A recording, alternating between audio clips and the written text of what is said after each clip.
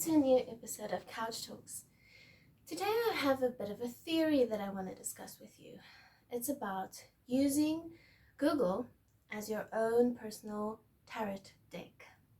So, I admittedly do not have the best knowledge about tarot, but I get the gist of it, and it's all based, as I understand it, on law of attraction. So whatever it is that you need to see or be aware of in any given moment is given to you, and you then get to interpret it and make of it what you need or want. A trick with that, though, is that you need to make sure that you're reading the tarot deck with your intuition and not with your ego.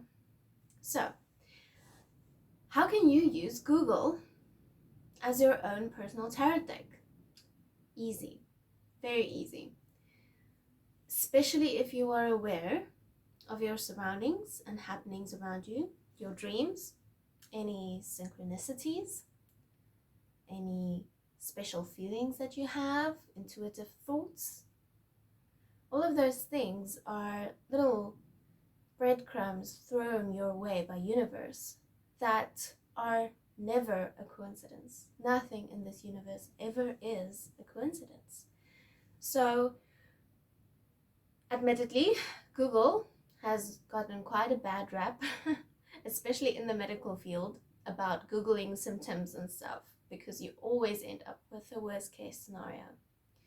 But being open-minded when using Google as your own personal tarot deck, you can actually unlock a few things that resonate with you and that might lead you to a space of peace or an inspiration or give you that necessary jump start to action or whatever it is that you need in that moment and you need to hear and know in that moment and what universe wants you to know.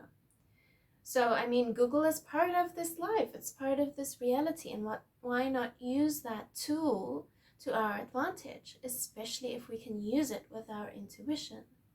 So whenever you come across a synchronicity like a feather, specific color feather that really catches your eye and it sends a little shiver up your spine, why not Google the spiritual meaning of that color? Google the spiritual meaning of that color feather. Google seeing feathers. Google whatever you can, exhausting any scenario around that specific color feather, and then take what resonates with you.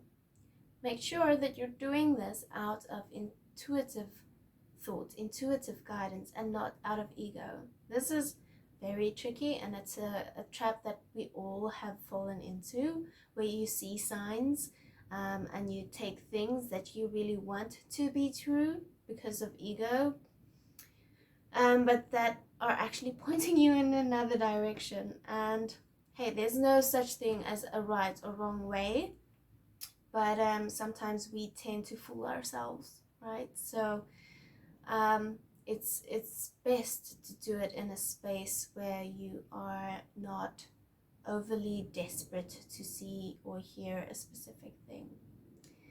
So yeah, feathers. Or one time I had a moth in my flat that I just couldn't get rid of, and it frustrated me to a point actually, until I realized that it's a synchronicity. And then I started Googling and using this tarot deck, and eventually I came to the conclusion that I had to take a leap of faith. And that's, I think, when I started my podcast. So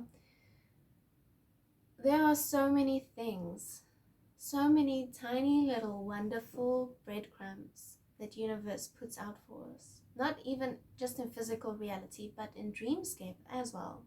I tend to dream a lot about animals. So whenever I dream about a specific animal, I then Google the spiritual meaning of that animal. At one time I was very frustrated, or well, not confident in myself, in my abilities, especially in my newfound energetic abilities. And I dreamed a lot about a black bear. And once I started Googling what a black bear means spiritually, it meant it was a manifestation of confidence, right? But in my dreams, I was running away from the black bear. So that led me to understanding and awareness around my confidence that needed boosting. So too, I've had dreams about sharks and dreams about killer whales, so many dreams with crocodiles. So anytime those things come up, I immediately go to Google and I Google what the spiritual meaning of these things is. And I don't just read the first thing, I read a bunch of them, and then I let my intuition guide me. I let what resonates with me speak to me. So use it. Why not use it? We're in this technological, era where technology is, for most part, people see it as a bad thing because it drives us into fragmentation. But why not use it to the best of our abilities, the best that we can use it in terms of intuition? I think it's brilliant. I really enjoy doing it. So I would encourage you to, not just sit and wonder about things. If you're wondering about a specific thing that you saw, Google it and take what resonates. You do have the power to be inspired even through something that's as man-made as Google. Alright, my loves, that's it for today. I'll chat to you guys again in a week's time. Oh, my love, bye.